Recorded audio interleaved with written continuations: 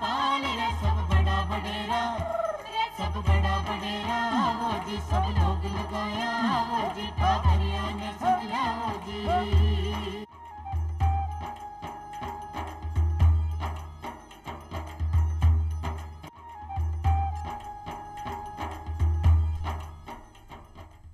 भाई बहनों राम राम।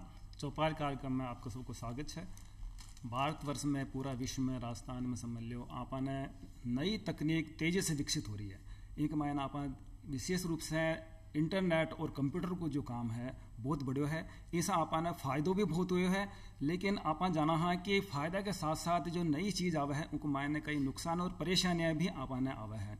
आप बात करा है नई तकनीक को तेजी से विस्तार के मायने जो परेशानी आई है या जो अपने लाभ हुए है उनको मायने आज को विषय जो ले रहे हैं वो साइबर अपराध में सुरक्षा और जागरूकता क्या रख सका हाँ एक मायना अपने जानकारी दे मैंने पधारा है SHO साहब सुरेंद्र पंचोली साहब, आपको स्वागत है। आप SHO है साइबर थाना पुलिस कमिश्नरेट का मायना साइबर अपराध का जितना भी मामला आवा है पूरा राजस्थान में जयपुर का मायना वहाँ सबको निराकरण, वहाँ को समाधान, वहाँ में कई लोगों ने नुकसान हो रहा है उनको अनुसंधान कर और फायदे दिलावा को पूरा जिम्मेदारी आपने पंचोली साहब निभा रहा है। तो सबसे पहले पंचोली साहब से आप ये पूछना कि बात तो कराएं कि साइबर अपराध कहीं हुआ है, तो इनके बारे में मैंने विशेष जानकारी मार्गदर्शक बहन देवा। मैं सभी ग्रामीण भाई बहनों को बताना चाहूँगा कि आज का जो युग है वो कंप्यूटर और नेटवर्क का युग है। जैसा कि आज आप सभी जानते हैं, जो आप गाँव में छोटे छोटे सभी जगह इस तरीके के मोबाइल फ़ोन्स का जो यूज़ है ये सब कंप्यूटर है। जब आप इसका इस्तेमाल कर रहे हैं तो इससे जुड़ा हुआ कोई भी अपराध, कहने का मतलब जिस अपराध में कंप्यूटर और नेटवर्क का इस्तेमाल हुआ हो, अगर उस तरीके के उपयोग से कोई अपराध हुआ है तो वो साइबर अपराध की श्रेणी में आएगा। जी हाँ जी। दूसरा, क्योंकि जो हमारे ग्रामीण भाई बहन आज आप देखेंगे कि इंटरनेट का जो विकास है वो बिल्कुल पूरे गांव और ढाणी ढाणी तक पहुंच गया है, तो ऐसी स्थिति में हर आदमी इसका उपयोग कर रहा है, तो ये संभावना बढ़ जाती है कि कहीं ना कहीं इसके थ्रू अपराध होने की, जो पहले जो परंपरागत जो अपराध होता था उसके स्थान पर इसके थ्रू अपराध बढ़ने की संभावना बढ़ जाती है। तो हम ये कह सकते हैं कि आज का युग जो है वो साइबर का युग है, सूचना तकनीकी का युग है।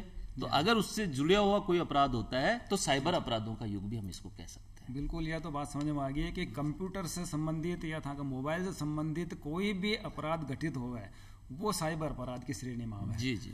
अब माना माँ का दर्शक भाई ने यह भी जानकारी दी हो कि साइबर जो अपराध है कौन तरीका का हुआ है, कहीं तरीका का हुआ है और वहाँ की कहीं विशेषता हुआ है, ये बताओ। जी देखिए, जो जब से नेटवर्क और जिसको जो आम भाषा में स्मार्टफोन कहते हैं, स्मार्टफोन का उपयोग ये है कि एक तो ये मिनी कंप्यूटर है और दूसरा इसमें नेटवर्क है।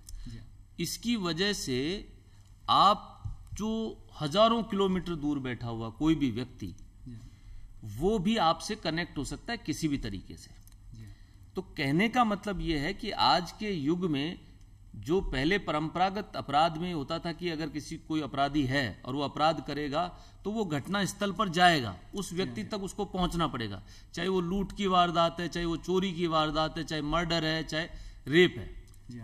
लेकिन जब से ये आया है जो कंप्यूटर और नेटवर्क जो आया है तो संभावना ये बढ़ गई है कि जो दूर कहीं बैठा हुआ आदमी जिसको हम शक्ल से जानते भी नहीं है, तो वो अपराधी जो है वो इस सूचना तकनीक का उपयोग करते हुए और आपके दिमाग के साथ में खेलते हुए आपके साथ कोई अपराध कारित कर सकता है।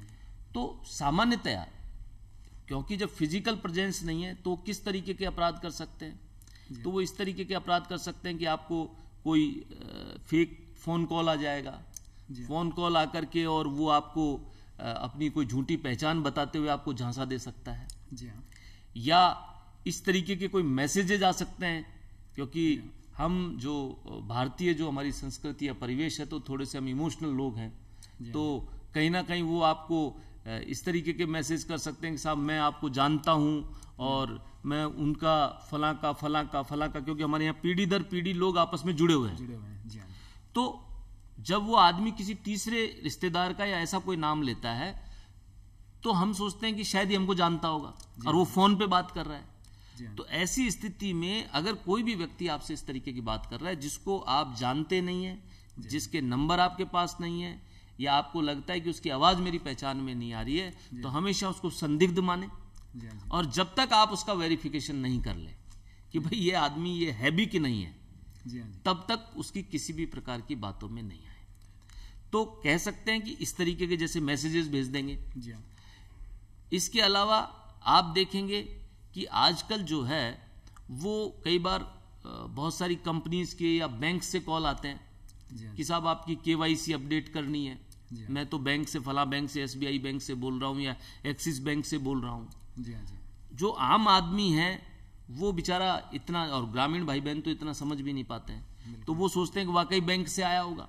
आप देखेंगे जब से डिजिटल इंडिया की शुरुआत हुई है और भारत सरकार की भी नीति है कि भाई मैक्सिमम काम जो है वो डिजिटल फॉर्म में हो, तो ऐसी स्थिति में अधिकतर लोगों ने अकाउंट भी खुलवाए हैं। तो जब आपने बैंक में अकाउंट खुलवा लिए तो कहीं ना कहीं आपका बैंक जो है आपके जो रजिस्टर्ड मोबाइल नंबर है उससे भी कनेक्ट है, आप खुद ही परमिशन देते हैं।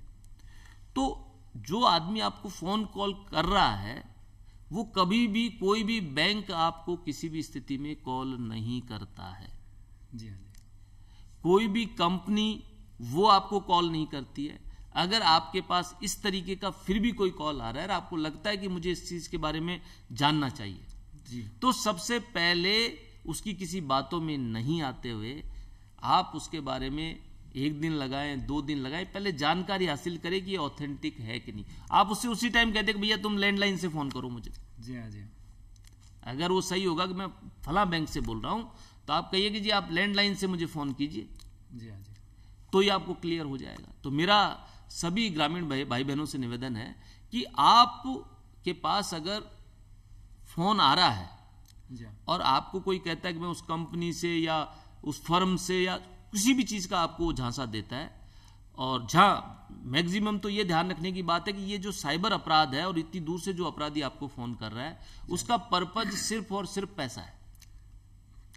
तो पैसा है तो वो उसमें झांसे में लेगा, तो आप उससे कहिए कि भाई आप वहां से बोल रहे हो, ठीक है कोई बात नहीं, आप एक बार लैंडलाइन से फोन कर दीजिए।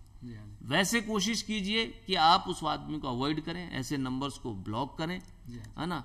और बात करने की जरूरत नहीं, आप फिजिकली जाकर के और बैंक से संपर्क करके और वो चीज कर सकते हैं। कम से कम फोन कॉल्स पे झांसे में नहीं है। इसके अलावा अगर साइबर अपराधों की बात करें तो सोशल मीडिया प्लेटफॉर्म्स हो गए। सोशल मीडिया प्लेटफॉर्म का मतलब ये है कि आप सुनते होंगे, जो सरल भाषा में हम कहें कि फेसबुक है, इंस्टाग्राम है, ट्विटर है, तो ये ऐसे प्लेटफॉर्म है जिन्होंने वैसे तो समाज को बहुत सुविधा दी है। आज आदमी कहीं अमेरिका में भी बैठा है या हमारा कोई मिलने जुलने वाला बहुत दूर बैठा है, तो उससे हम अगर कोई भी कम्युनिकेशन या कोई शेयरिंग हम अगर करना चाहते हैं किसी भी चीज की, तो बड़ी आसान हो गई है। कहने का मतलब देखा जाए तो दूरियां कम हो गई। और जैसा कि अभी कोरोना काल चल रहा है तो उससे सोशल डिस्टेंसिंग भी है, तो उसके फायदे बहुत हैं, लेकिन उसके साथ में समस्याएं भी जुड़ गई है। देखिए, कोई भी आविष्कार जब दुनिया में होता है तो वो निश्चित रूप से मानवीय जीवन को सरल बनाने के लिए होता है, लेकिन उसका उपयोग करने वाला भी मानव है। तो मानव का दिमाग ही जो है उसको उलझाता है। तो समझने की बात यह है कि अगर ये इतने सारे जो सोशल मीडिया प्लेटफॉर्म है, तो चूंकि ये वर्चुअल है, वर्चुअल का कहने का मतलब है कि उसमें आदमी सामने नहीं है, तो वो हो सकता है आपके किसी मिलने जुलने वाले की झूठी फोटो लगा करके और आपको लगे कि वो है। तो आपको कंफर्म होना चाहिए कि ये आदमी, अभी जैसे आप देखेंगे फेसबुक पे क्या हो रहा है कि हमको पता नहीं, हमने एप्लीकेशन को डाउनलोड कर लिया। अब एप्लीकेशन हमको पता नहीं, गलती हमारी होती है कि हमने सब कुछ परमिट किया हुआ होता है। तो कोई भी जब परमिट किया हुआ तो कोई भी तो आदमी आपकी फोटो देख सकता है, कोई भी आदमी आपका फोटो को वहां से उठा के दूसरे उस पर लगा सकता है। अब मान लीजिए जैसे मैं ही हूं, मैं एक पुलिस अधिकारी हूं, तो मेरी फोटो लगा करके और मेरे नाम से कोई भी अकाउंट क्रिएट कर सकता है। अब अकाउंट क्रिएट कर दिया तो ये जो फ्रॉडस्टर्स है, धोखेबाज जो लोग हैं, वो क्या कर रहे हैं कि ऐसे किसी भी व्यक्ति का जो है लगा करके और वो उस पर एक रिक्वेस्ट डाल देते हैं कि साहब मेरे तो फलाना भर्ती हो गया या वहाँ भर्ती हो गया या मुझे 10,000 दे दीजिए, और मान लीजिए 100 लोगों को भेज दिया। अब 100 में से अगर 2 आदमी भी थोड़े से समझदार नहीं है या वो दिमाग नहीं लगाया उन्होंने और वो उसके अकाउंट में पैसे जमा करा दें। कहने का मतलब मेरा सभी भाई बहनों से निवेदन है कि पैसा आप किसी की सिर्फ इस पे कोई अगर बात आई है या फोन कॉल करके आपको किसी ने कहा है तो कतई आप पैसा जमा नहीं कराएं जब तक आप 100% श्योर नहीं हो जाए। तो इस तरीके के भी अपराध हो रहे हैं। बिल्कुल पंचोली जी, मतलब है साइबर अपराध को मतलब होगा कि कोई विदेश में बैठे है वो आदमी भी था से फ्रॉड कर सके, वो भी था से जालसाजी कर सका है और था का बहुत कुछ थाने परेशानी में डाल सका है। तो साइबर अपराध का जो थे बताया कि भाई आदमी खड़े बैठे अपन परेशान कर सका है। तो यहाँ साइबर अपराध से बचवा का जो तरीका है ना, वो माँ के दर्शक भाई ने बताओ कि कहीं तरीका है। वो तो बता रहा हो कि भाई ज्यादातर तो जो जालसाजी आवा है वो धन का लेवल का आवा है। जी जी जी। और एक अलावा थे बता रहा हो कि भाई और भी तरह का अपराध हो सका है। तो यहाँ का बचवा का कहीं तरीका है, ये बताओ। देखिए इसमें क्या है कि जो ये अपराध है, इस अपराध का मूल जो पर्पज है वो कहीं ना कहीं पैसा है। क्योंकि जब आदमी फिजिकली कहीं प्रेजेंस नहीं है और वो सिर्फ आपके दिमाग के साथ खेल रहा है तो 2-3 चीजें हो सकती हैं। या तो वो आपको कोई मानसिक प्रताड़ना पहुंचा सकता है, आपको डराना चाहता है, या आपको बदनाम करना चाहता है, और या आपसे वो कहीं धोखा करके पैसा लेना चाहता है। जितने भी फ्रॉड करने वाले लोग हैं, क्योंकि वो अपराधी हैं और वो अपराधी हैं तो वो सिर्फ और सिर्फ पैसे के लिए अपराध कर रहे हैं। तो जब वो पैसे के लिए अपराध कर रहे हैं तो जैसा समाज में ट्रेंड चल रहा होता है, उस ट्रेंड की सी बात करेंगे। जैसे मान लीजिए अभी कोरोना काल चल रहा है और उसी टाइम सरकार की कोई गाइडलाइंस जारी हुई। अब गाइडलाइन जारी हुई तो वो आदमी, क्योंकि हम लोग पूरी तरह से तो उसको पढ़ नहीं पाता है, आम आदमी है जो, तो ऐसा सही कोई कॉल बन करके और फोन कर देगा। अब आम आदमी जो बेचारा सामान्य आदमी है उसको लगता है कि हो सकता है ये वहीं से कॉल आ रहा हो। तो ऐसे कॉल्स पे कतई विश्वास नहीं करें।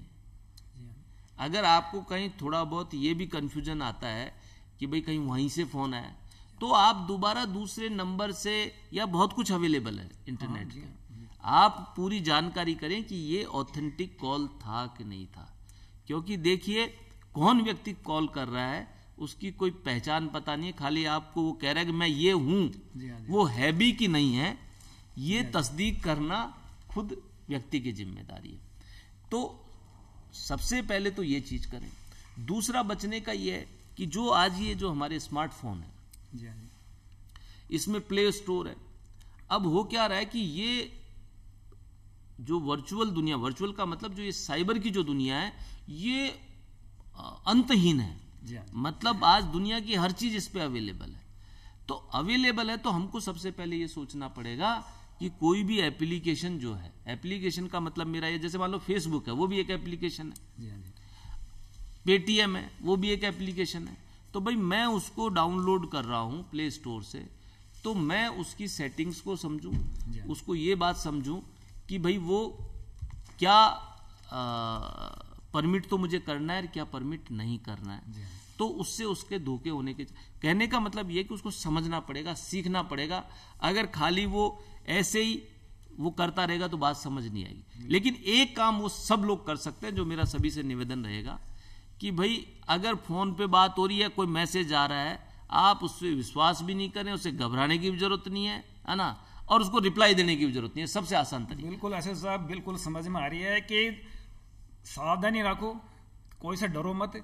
कोई फोन आपका ना आवे तो उनकी तस्दीक करो, उनका बाद में ही देखो। कई बार ऐसा साहब मैं जी सुनहरी बात बताऊं, अखबार में बात बताऊं कि कई बार कलेक्टर का नाम से नीचे लेवल पर फोन कर मैं कलेक्टर बोल रहा हूं, तो वो उनकी तस्दीक करो आप। जी कब वो सारे जी। अब साइबर क्राइम का मायने कहीं है कि महिला के लिए भी बहुत बड़ी एक अपराध की घटना घटाई का मायना। सबसे ज्यादा महिला प्रताड़ित हो मायना, क्योंकि महिला एक नाजुक भी होवे और जल्दी विश्वास भी करवे। अपना भारतवर्ष में तो ये बहुत ज्यादा देखी जाओ तो महिला ये अपराध से कहीं बचे और कहीं अपराध महिला के साथ में होवे, ये माँ के दर्शक बहन जानकारी दी। मैं सभी जो माताएं बहनें और बच्चियां हैं तो उनको सबको मैं ये निवेदन करना चाहूँगा कि अगर मान लीजिए जो हमारे बुजुर्ग महिलाएं हैं वो तो इन चीज़ों को नहीं समझती, पर आज के युग की जो बच्चियां हैं वो इसका भी इस्तेमाल कर रही हैं। और सामान्यतया फ़ोटो लेना और ये बहुत सामान्य प्रक्रिया है। बढ़ते हुए बच्चे कई बार अपने जो साथी ग्रुप में उसमें और भी बच्चे होते हैं, लड़के लड़कियां भी होते हैं, तो कई बार वो आपस में फ़ोटो ले लेते हैं। और जैसे इसमें फ़ोटो लेते हैं और इंटरनेट चालू है तो बहुत सारा डेटा, क्योंकि हमको इसकी सेटिंग्स ही पता नहीं है, तो क्लाउड्स पे भी जाने की संभावना रहती है। तो ऐसी स्थिति में क्या हो रहा है कि जो हमारी बच्चियां महिलाएं हैं, तो कई जो नकारात्मक मानसिकता के जो लोग हैं, तो वो लोग क्या करते हैं कि उन बच्चियों को परेशान करने के लिए उनकी फ़ोटो को इधर उधर भेज देना, वायरल कर देना। तो इस तरीके के अपराध बहुत हो रहे हैं। तो दूसरा, कई बार आजकल एक नया भी ये चीज़ समझ में आई है कि खुद बच्चियां भी कई बार फेक आईडी बना करके दूसरी बच्ची को तंग कर रही है। तो ऐसे में मेरा एक तो सभी से ये कहना रहेगा कि आप अगर कोई भी आपका फ़ोटो या कहीं पे भी कोई क्लिक करता है तो पहले तो आप कम से कम ऐसी प्राइवेट फ़ोटोज़ जो है वो खिंचवाने से बचें। सबसे आसान तरीका तो ये है।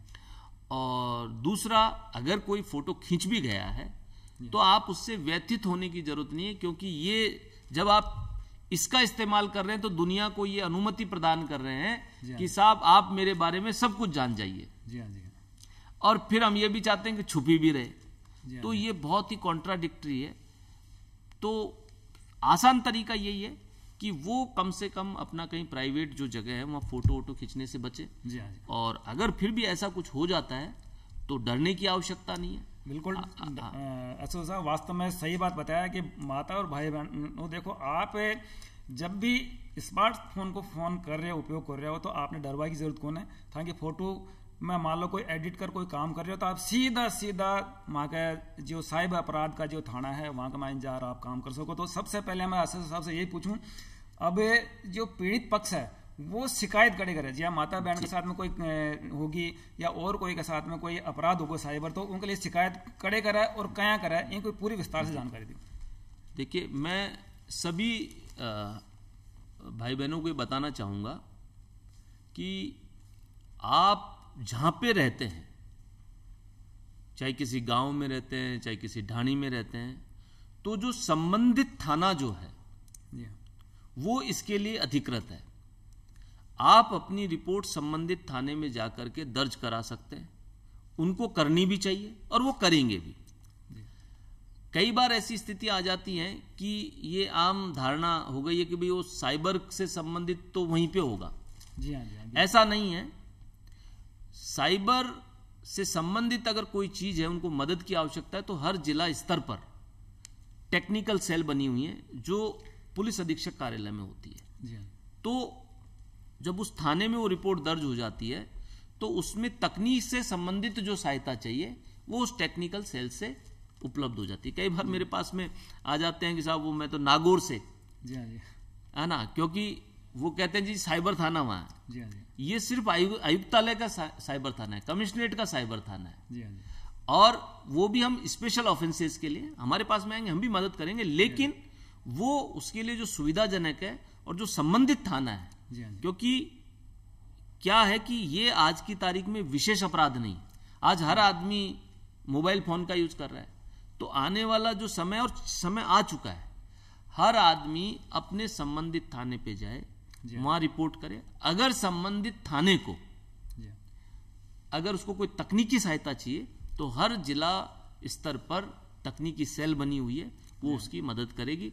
तो इसके लिए मैं आपको सभी को ये निवेदन करूंगा कि आप अपने संबंधित थाने पर जाकर के और मामला दर्ज करवा सकते हैं। बिल्कुल, बहुत अच्छी बात बताई। देखो भाई बहनों, साइबर अपराध के लिए भी आपने वही थाना में जाना है जिस थाना में और अपराध के लिए जावा, और वही मतलब वही नीति है, वही तरह की आप जा रहे हो शिकायत दर्ज करा सको। जी जी। अब मैं एक बात और थाने पूछना चाहूँ कि ये पूरा महीनों ही साइबर अपराध का और जागरूकता के लिए मनाए जा रहे हो, तो क्या जरूरत क्यों पड़ी कि भाई ये साइबर अपराध को एक पूरा महीनों ही जागरूकता के लिए? जी जी जी। देखिए साहब, ये मैंने जैसा आपको बताया कि सूचना तकनीकी का युग है, और जो ये युग शुरू हो गया है, तो ये आप मान के चलिए कि आज हर चीज में आप इससे बच नहीं सकते। जी। हालांकि इसके दुनिया भर के फायदे हैं और नुकसान कम है अगर हम इसको सही तरीके से उपयोग करें। ये वैसे तो 99% फायदेमंद है अगर इसको उपयोग करने वाला आदमी इसका सही मायने में उपयोग सही तरीके से करे। लेकिन क्योंकि इतना बड़ा समाज है तो उसमें हर तरीके के लोग हैं, सकारात्मक मानसिकता के भी लोग हैं, तो नकारात्मक मानसिकता के भी लोग हैं जो समाज को नुकसान पहुंचाते हैं, भले लोगों को नुकसान पहुंचाते। कहने का मतलब आपराधिक तत्व भी उसमें है। तो हमारे जितने भी ग्रामीण भाई बहन हैं वो जागरूक हों, वो उस बात को समझें कि एक तो हम इस चीज को अगर इस्तेमाल कर रहे हैं तो कैसे करें, दूसरा अपराध से हम कैसे बच सकते हैं, अगर अपराध हो गया तो हमें कहां संपर्क करना चाहिए। तो मैं फिर आप लोगों को बिल्कुल स्पष्ट रूप से कि सबसे पहला बचाव तो आप स्वयं कर सकते हैं, जो उपयोग करने वाला आदमी उस चीज को समझ करके। दूसरा, अगर इस पे हो रहा है तो कहने का मतलब ये वर्चुअली है, आपके सामने कुछ नहीं है, तो इससे घबराने की जरूरत नहीं, क्योंकि जो अपराध करने वाले की अगर हिम्मत होगी तो सामने आ जाता ना, तो इससे घबराने की जरूरत नहीं है। तीसरा स्टेप आता है कि अगर उसके बारे में आप कोई रिपोर्ट करना चाहते हैं तो आप अपना जो आपका जहां आप रहते हैं वहां के संबंधित थाने में जाकर के और आप अपनी रिपोर्ट दर्ज करवा दें। बिल्कुल एसएसओ साहब, अब एक बात हो रहा है कि जो साइबर सुरक्षा है उनकी जानकारी भी मार्गदर्शक आप दो। साइबर सुरक्षा बड़ा विस्तृत विषय है, क्योंकि जो 2013 मतलब 2013 में इसकी पॉलिसी भी है, और जो इंफॉर्मेशन टेक्नोलॉजी एक्ट जो बना, आईटी एक्ट जिसको हम बोलते हैं, जो अपराधों की रोकथाम, और वो भी साइबर सिक्योरिटी, साइबर सुरक्षा पे सबसे ज्यादा बात करता है। क्योंकि जहां हम कंप्यूटर, आज देखिए हर क्षेत्र में कंप्यूटर और मोबाइल है।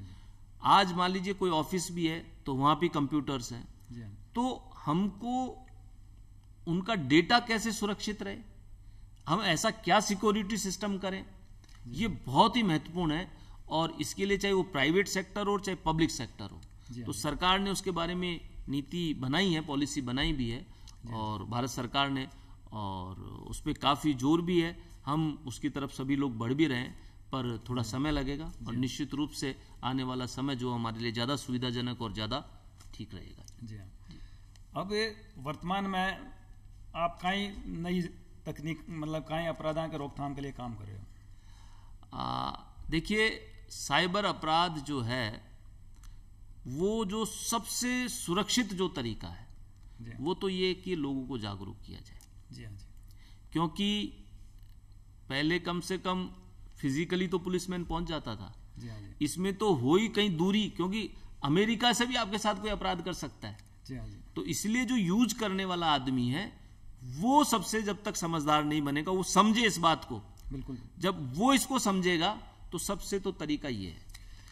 हाँ जी जी। कोरोना काल के मायने बैंकिंग व्यवस्था भी में भी आदमी गयो है, और उनको बारे में खूब बता चुके हो कि भाई बैंकिंग के मायने बहुत अपराध हो रहा है।